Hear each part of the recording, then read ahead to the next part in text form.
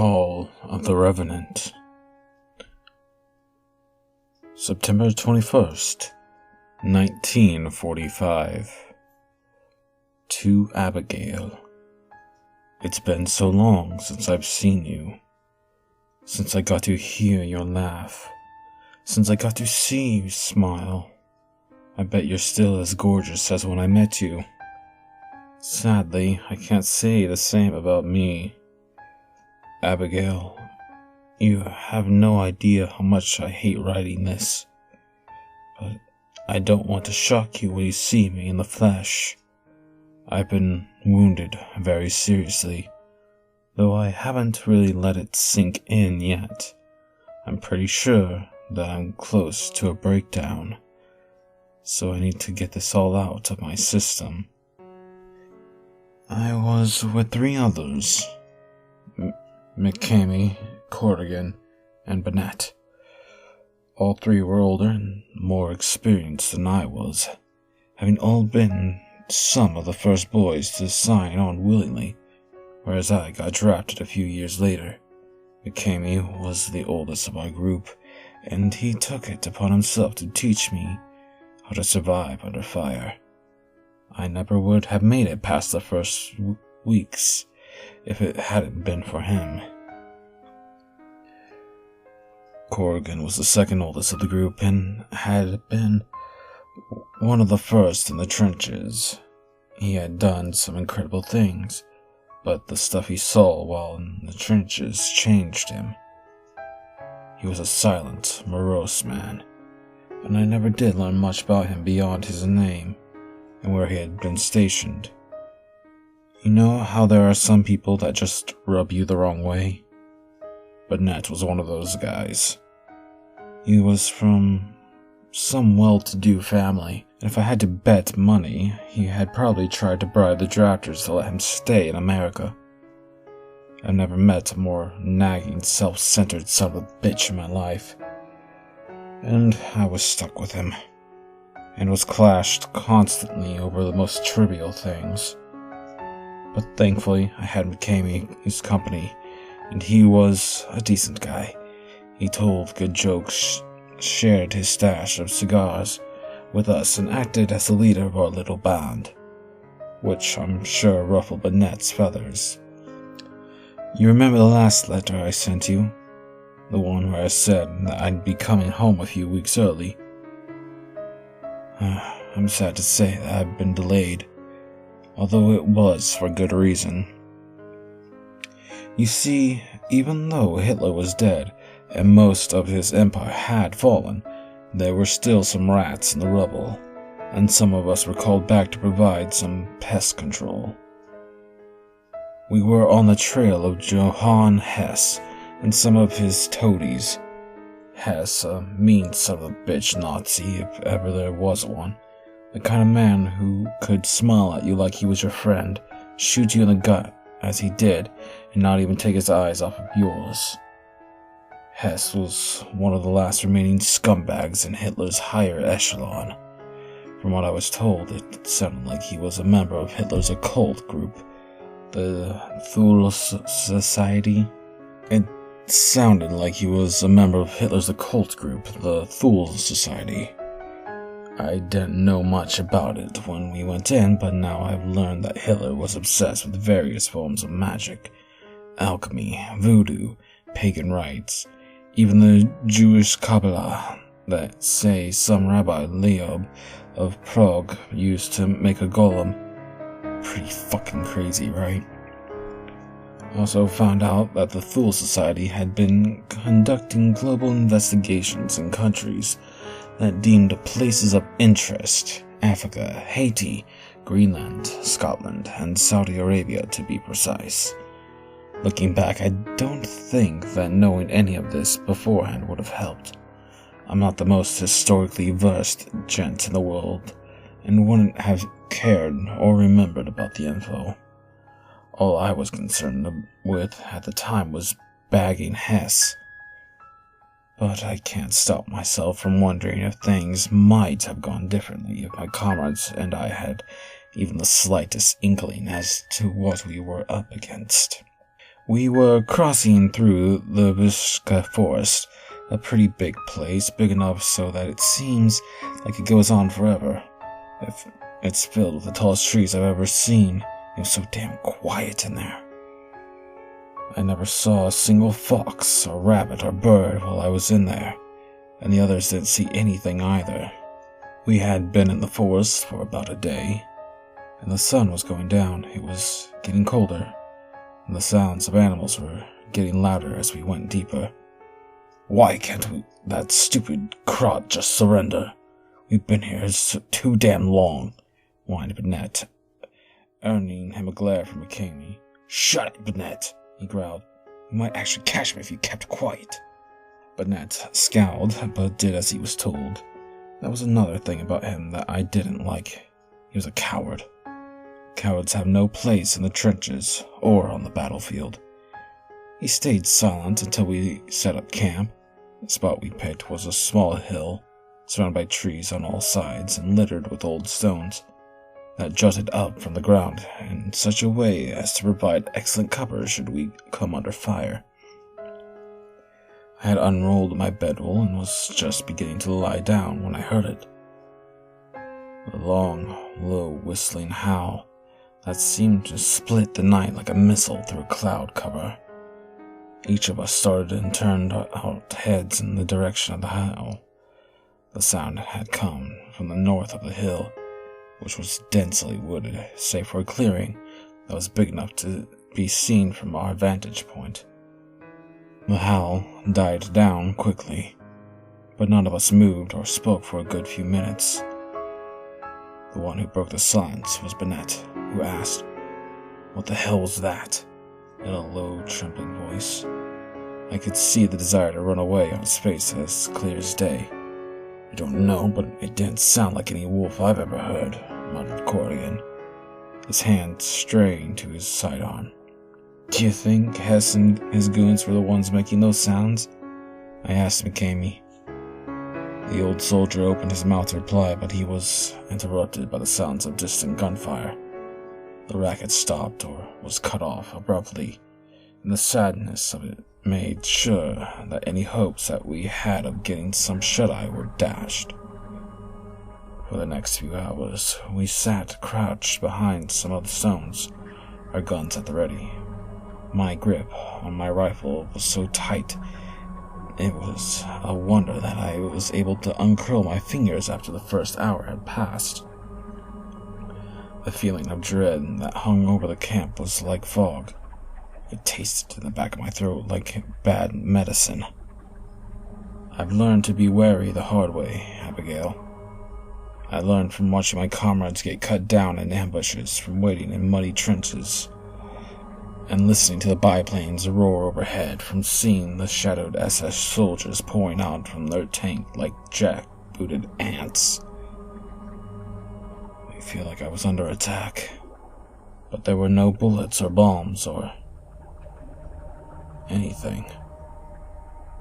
I couldn't even hear the birds in the trees. All that I could hear was the wind sighing through the trees. My fellow soldiers were looking itchy too. They fingered their trizzers or plucked at their fatigued restlessly. Eventually McKamey and Corrigan ventured a ways down the hill to gather firewood, while Bennett and I watched their backs. Once the fire was lit, I let its warmth loosen my joints and tried to calm down as best I could. But the unease was still coiled around my heart like a python. I decided to get up and pace the camp, letting the fire's glow illuminate my path. It was this glow that led me to notice something about our surroundings that I hadn't picked up on before. The stones weren't spaced naturally. There was an artificiality about their positions and distance apart that I hadn't noticed before. The stones were arranged in a pattern.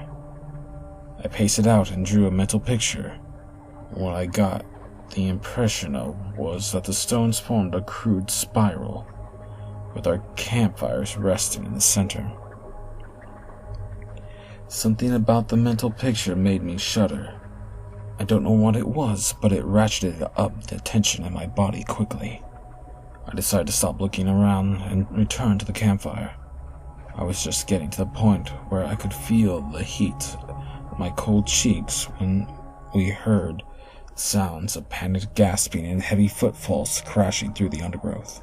We barely had time to ready our guns before a thin, wild-eyed man leapt out from the darkness and fell to the ground, panting and wheezing. In the fire's light, I could see the black cloth coat, the muddy jackboots, and the silver swastika pinned to his lapel. Then the man raised his head and said, in thickly accented English, "Please, for the love of God, protect me." We all stared at him and recognized the man to be Johann Hess, the man we were after. Burnett was surprisingly the first to move forwards. Well, looks like we don't have to find the crot, 'cause the crot found us." He laughed at his own joke, but the rest of us were too stunned to respond. Not just by Hess' sudden appearance, but by the animal terror that burned behind his eyes in place of the cold, uncaring gaze that I had seen in his photos. "You have to get me out of here," he cried again, getting to his knees. "It won't be long before—" Burnett slugged him in the face with a growl of, "Shut it, you Nazi piece of shit! We're gonna get you out of here, alright, but we ain't taking you to Tahiti. You're going away for a long damn time." "I don't care," shouted Hess, ignoring the blood running down his face. "It's coming." "What's coming?" asked McCamey, intervening before Burnett could hit him again. Crouched next to the terrified man, repeated the question in a calm voice. Hess let out a whimper, and I was shocked to see actual tears in his eyes. "We were running from you people," began Hess. "There is a place not far from here that's a designated bunker. Only a select few of us know about it. It's near the clearing." "Who else with you?" asked McCamey, his voice still soft. "Ulrich Grimald, Arnold Cross, and Emil Todt," said Hess, his voice still teetering from near hysteria. "Where are they?" asked Corrigan, sounding impatient. The Nazi shook his head. "Did. It took them." A stillness fell over the camp the moment those words left his lips, and I felt the hair on the back of his neck prickle. "What the hell are you talking about?" asked Burnett, trying to mask his growing fear and failing. Hess's breathing began to quicken, and he raised his dirty, covered hand to his mouth and bit at his knuckles. I watched as he sobbed brokenly through his teeth. We were at the bunker. We didn't know that it was a place of interest until later. It was built near an old graveyard, one that was here before the Christians came, a pagan burial ground." Burnett started to interrupt, but a hush from McCamey silenced them. "Some of the men who had been there previously had been excavating it," continued Hess, his eyes glazing where his hand dropped limply to the ground. "They found several items of personal interest to the further. Old grimoires, some ceremonial daggers, and an iron coffin inscribed with old runes and held shut with chains. I had been there previously and had overseen some of the work before I was called back." Hess swallowed thickly and shuddered. I could feel the cold begin to nip at my fingertips. I shivered. When we returned, we found that everyone in the bunker was dead. There had been torn apart like some wild animal had been at them, and there were bullet casings everywhere, a whole field of them. But we didn't find any extra bodies. There weren't even any footprints in the blood. All of the men had been killed before they could even run. Off in the distance, I thought I heard something moving through the trees. "On the the coffin, it was open, and it was empty, continued Hess. Then we heard it moving in the darkness, something vast, not human, an underman, but not. He was silent for a moment. It took some prodding to get him talking. Gimel tried to fight on it, but it caught his head in its hands and crushed it like it was made of clay. We ran, but it caught taut, then cross, and it dragged them away. To do what? Asked McCamey, his face stony. Why are you indulging him? Snarled Burnett. He's lying to us. Just shoot him. Burnett, shut up, said Corrigan, his voice steely. Burnett rounded on him, and his hand went to his gun.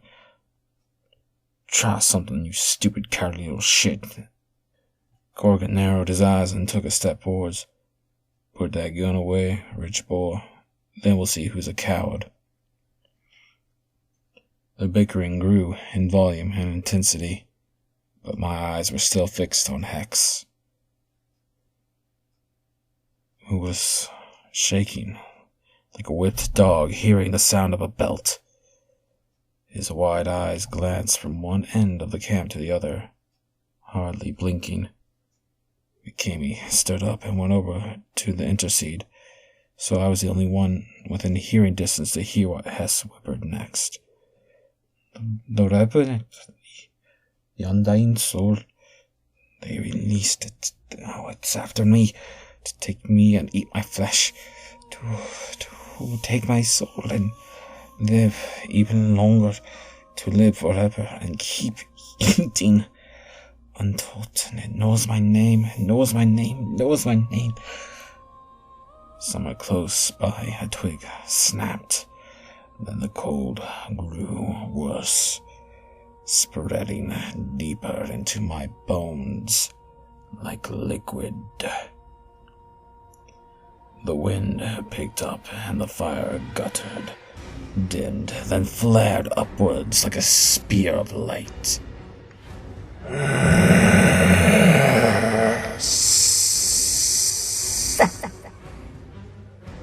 The voice came into the camp from all sides, coming in on the cold breeze that stirred the thin branches of the trees and made the leaves rustle. Despite this noise, this voice was still distinct above all else. It was chilling. The voice was so lonely and yet so angry. It made me want to run as fast as I could away from the camp. You see? Shouted Hess, getting to his feet and pointing to the shadows that lay outside of our campfire. It's here. Came for Cross, came for Grendel, came for Totten, now it's coming for me. It's almost here. Corrigan grabbed the Nazi and threw him to the ground as the rest of us rose to our feet and readied our guns, training them at the deep darkness around us. There was a moment of silence in which I could hear nothing but my own heart's beat. Then the voice called out again, closer but still impossible to pinpoint.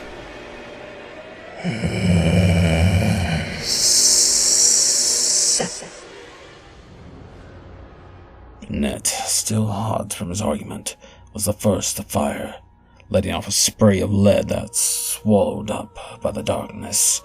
Burnett kept firing till his gun clicked empty, and by the time he was soaked in sweat, his eyes were wild.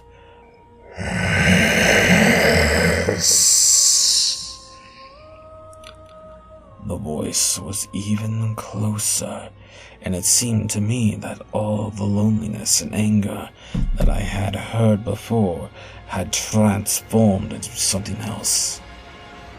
It sounded hungry. Come out and fight, you coward, roared Burnett, searching his pockets for more ammo. Just as he pulled out a handful of bullets and was starting to reload, A figure shambled out from the deep shadows and came into light. Have you ever seen one of those dime store horror comics before? The ones that have zombies or living corpses on the covers. Those illustrated monsters are as close as I can get to a good comparison of the creature that came into our camp that night. It was tall and dressed in tattered rags which flapped around its gaudy body in the wind. Its skin was all dried out, brown like leather and wrinkled like old newspaper. Its lips were shriveled away into nothing, and its teeth were white, far too white to belong to something that had been dead for so long. The rest of its face was skeletal, caved in some spots. I could see tiny ribbons of fungi in the holes where bone had been.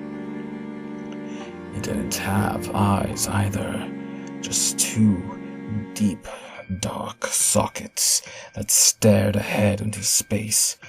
But despite this, I got the feeling that it could see fine. It took everyone a minute for what we were seeing to fully sink in, and by the Reverant had already made its way into the heart of the camp. Bennett was the first one to scream, and his screaming jolted us out of our horrified stupor. McCamey, Corrigan, and I all aimed our guns at the thing and fired. The bullets tore through the Revenant in tiny flurries of dust, but it kept coming. Yes, it said, opening its lipless maw and pointing a withered finger at the cowardly Nazi who broke out into what sounded like a prayer. Corrigan was the first to run out of bullets, and then what happened, he opted to try attacking it with his Bowie knife. He unsheathed it and ran at the Revenant, bringing it up and then down in a deadly arc as he did. The Revenant caught the knife with one hand and tore it free from Corrigan's grip.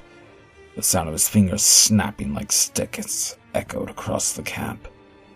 Corrigan howled in agony and fell to his knees. I could see the blood gushing from the pulped mess that would once been his hand. Then the Revenant grabbed Corrigan by the scruff, hauled him up off of the ground with one hand, and threw him, still screaming, into the fire. I could still smell his hair burning. Bennett was next to die. The Revenant simply lashed out with one hand and broke the poor bastard's neck. That left me, McCamey, and Hess. The Revenant moved closer, still hissing Hess's name. McCamey fired off a few more shots at close range, but the bullets still had no effect, so he reached for one of his emergency flares, probably hoping to light the living corpse on fire. But Hess moved quicker. He reached around and unsheathed McCamey's knife. Then he held it to his throat. Turning to me, he barked, "Stop that monster or your friend dies." What could I do? I couldn't let my only real friend in God-forsaken country die. So, I reached out and took the flare from his belt. Then I lit it up and faced the undead monster. The Revenant was close enough now for me to see the atrophied muscles beneath its leathery hide move and contract. Its breath fell upon me, and it was so cold it burned. Then it opened its mouth once more and said in that awful, whispering, hissing voice, "John."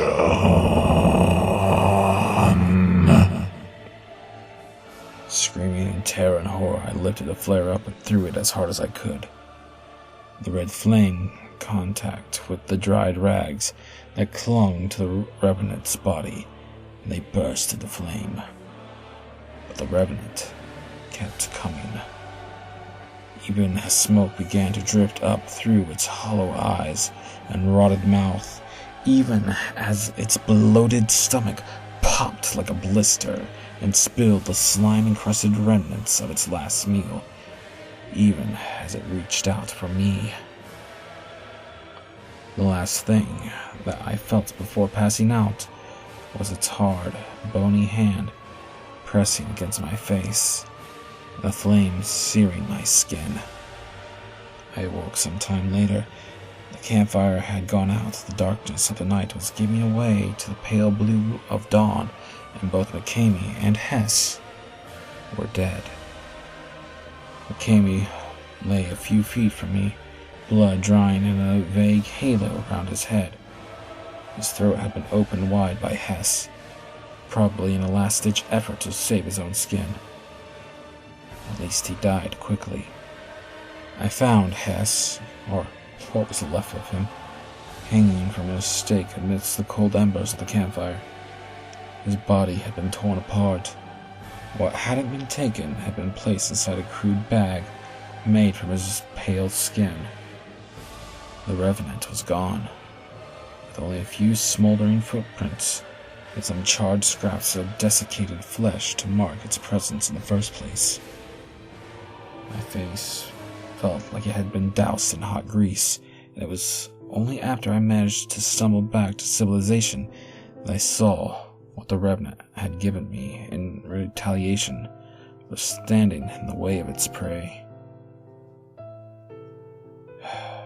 Abigail, the Revenant burned his handprint onto my face.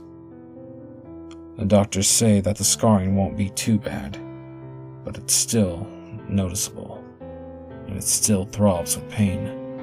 Sadly, I can't get any skin grafts, as the doctors say that they don't have the equipment to do the procedure. I hope you can still be with me, even with this scar. Something tells me that I'll be needing your company for a very long time. I can still hear the Revenant's call sometimes, when it's the dead of night, and I'm trying to sleep. I know it was real. I know that I'm not crazy, but I haven't told anyone else but you. Please, please don't tell anyone else. Just wait for me, and when I get back, you can see the evidence for yourself. I love you, Abigail, and that's what's getting me through the night. With deepest love, John Lance.